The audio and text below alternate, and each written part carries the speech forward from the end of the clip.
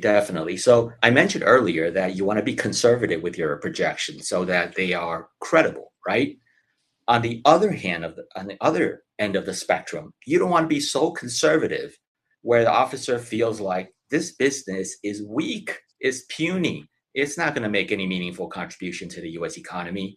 So I've had clients take it to the other extreme where they project, well, I'm not really going to hire anybody for 2 years. I'll have a part-time employee by the third year, and I'm just going to be the service provider for the first year and second year. Like, for example, a hair salon business where the entrepreneur is going to be the hairstylist for the first year, second year, and then start hiring people in the third year.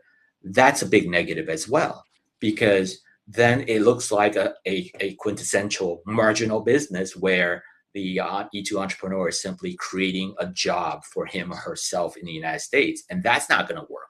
So there Right. really needs to be a balance of sufficient job creation, steady, credible job creation that aligns with the size of the investment and scale of the business as well as business progress. So that the immigration officer feels this business will be creating meaningful jobs in a near term.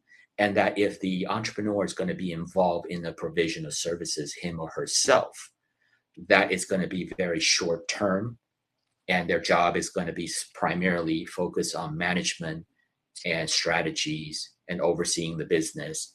And within the first couple of years, the business will grow where the responsibility will evolve, where the E2 applicant is going to be solely focused on management and executive functions, and all service work, provision of services will be delegated to American workers.